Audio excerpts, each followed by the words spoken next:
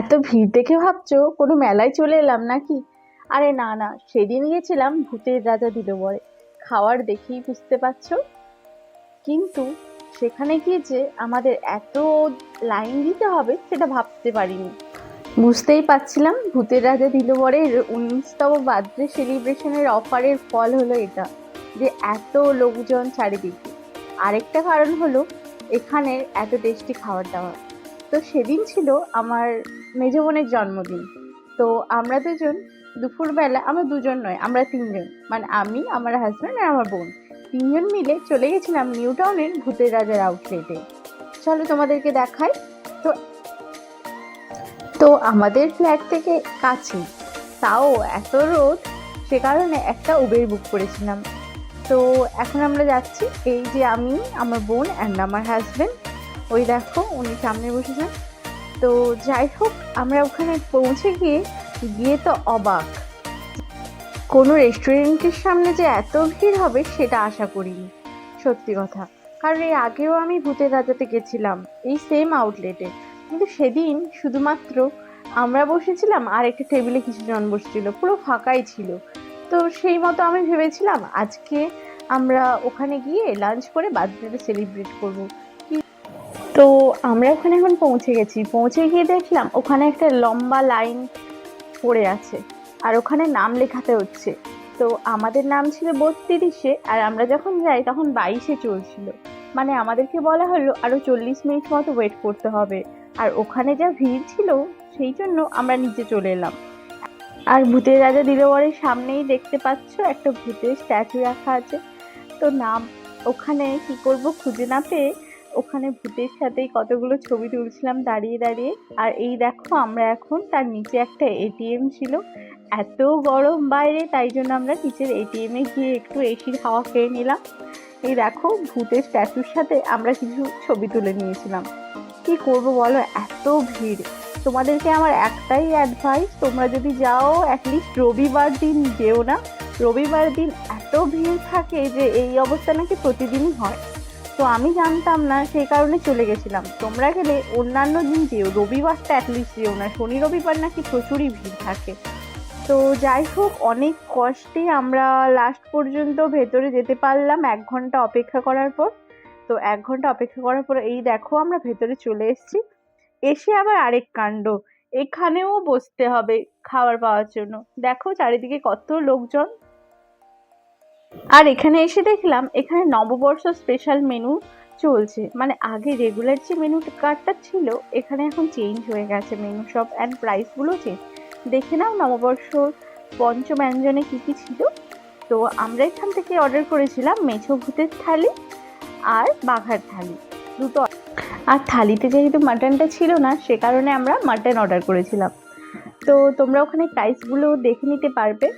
তো এই ছিল নববর্ষের স্পেশাল মেনু। আর আমরা যেহেতু তিনজন গেছিলাম, তো ওখানে খাওয়ার কোয়ান্টিটিটা এতটা বেশি থাকে, তোমরা যদি দুটো থালি অর্ডার করো তো তোমরা তিনজন অনায়াসে খেতে পারবে। আর আমরা এক্সট্রা একটা ভাত নিয়েছিলাম, যেটা তোমরা নিতে পারো। কারণ এর আগের বারে যখন গেছিলাম তখন আমরা তো জানতাম না, তখন প্রত্যেকের জন্য ডিফারেন্ট থালি নেওয়ার জন্য এতটা খাওয়ার ওয়েস্ট হয়েছে আর কি বলবো। আর 12ই মে ছিল মাদার্স ডে, সেই জন্য মাদার্স ডে স্পেশাল অফার চলছিল। কিন্তু আমরা তো জানতাম না, আর আমাদের মধ্যে মাদার্স ডে কেউ ছিল না, সেই কারণে সেই অফারটা আমরা পেলাম না। তো প্রথমে গিয়ে আমরা মেনু অর্ডার দিয়ে দিলাম। তো আমরা এখানে বসেছিলাম আর বসে বসে জল খেয়েই মনকে শান্ত করছিলাম। চারিদিকে দেখো কত লোকজন। আর এখানে সামনে দেখতে পাচ্ছ আজকে বয়স্ক লোকের সংখ্যাটা একটু বেশি, যেহেতু মাদার্স ডে স্পেশাল অফার চলছিল, সে কারণে বয়স্ক লোকের সংখ্যাটা একটু বেশিই ছিল। সবাই তার মা বাবাকে নিয়ে এসেছিল রেস্টুরেন্টে, যেহেতু মাদার্স ডে ছিল। তো যাই হোক, অনেকক্ষণ বসার পর আমাদের থালা চলে এলো, কিন্তু ওটা ভুল করে। তারপরে ভূতের রাজাতে গেলে এটা তোমরা অবশ্যই শুনবে, যে হাতে হাতে দাও তালি, তাহলে খুলবে আমলকি রাজার থালি।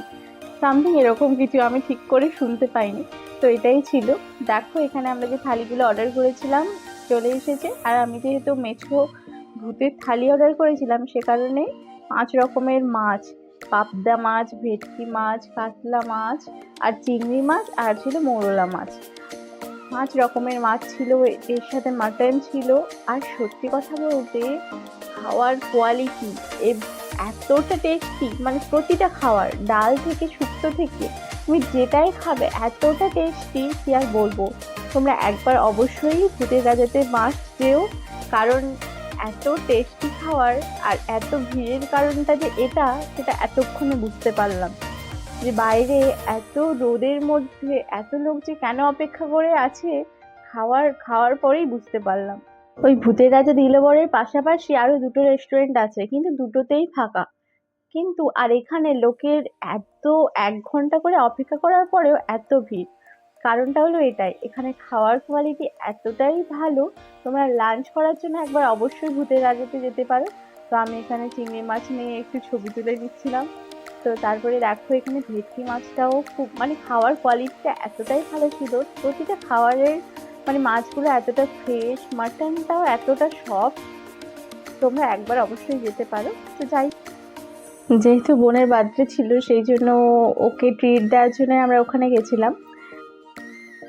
স্পেশালি বলবো আমার যেটা খুব ভালো লেগেছে সেটা হলো মাটনটা খুবই টেস্টি ছিল, আর চিংড়ি মাছের মালাইকারিটা, আর যে মোরলা মাছটা, সত্যি কথা আমি মোরলা মাছটা এত খেয়েছি, বাট এখানে মোরলা মাছটা এত টেস্টি ছিল, আর মাটনটাও দারুণ ছিল। অনেক জায়গাতে খেয়েছি বাট এরকম নয়।